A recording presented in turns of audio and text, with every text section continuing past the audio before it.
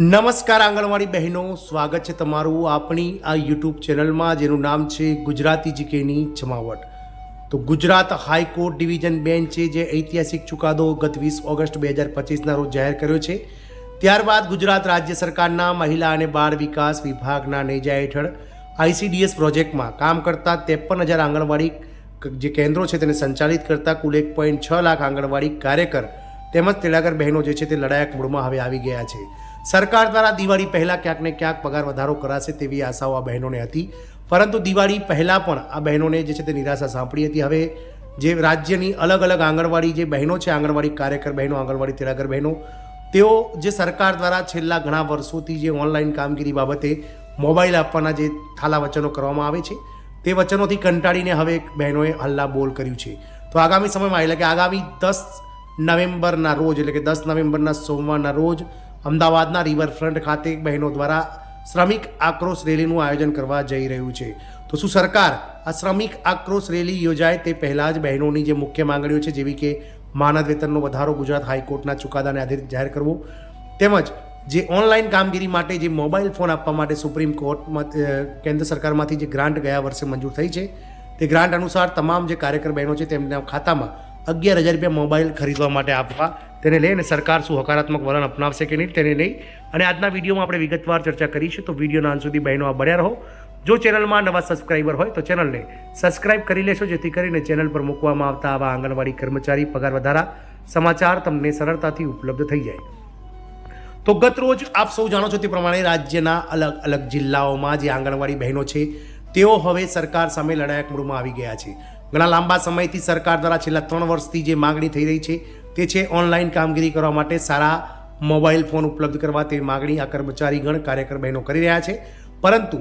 ગત વર્ષે કેન્દ્ર સરકાર દ્વારા જે છે તે 40 કરોડ કરતાં વધારે ગ્રાન્ટ પણ મંજૂર કરવામાં આવી હોવા છતાં પણ આ બહેનોને હજુ સુધી જે છે તે રાજ્ય સરકારે ગ્રાન્ટ ઉમેરી અને આ બહેનોને સારા મોબાઈલ નથી આપ્યા। આથી જે 3 વર્ષથી સિમ કાર્ડ બહેનોને આપવામાં આવ્યા છે, CUG કાર્ડ જે સરકાર દ્વારા, તે હવે અલગ અલગ જિલ્લા કચેરીઓ ICDS ઓફિસરોને મળી અને કાર્યકર બહેનો પરત કરી રહ્યા છે અને સાથે જ ઓનલાઈન કામગીરીથી અળગા રહી અને આગામી 10 નવેમ્બરે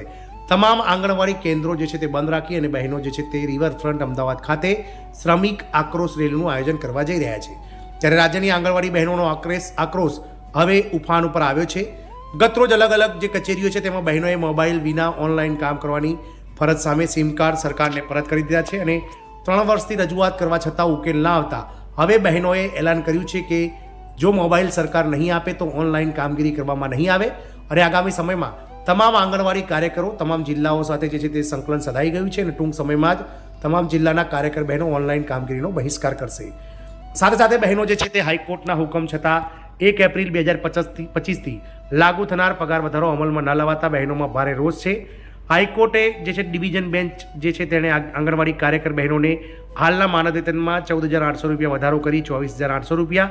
અને આંગણવાડી તેડાગર બહેનોને હાલના માનદ વેતનમાં 14,800 રૂપિયા વધારો કરી 20,300 રૂપિયા પગાર ચૂકવવાનો આદેશ ગત 20 ઓગસ્ટે ગુજરાત હાઈકોર્ટે સરકારને આપી દીધો છે।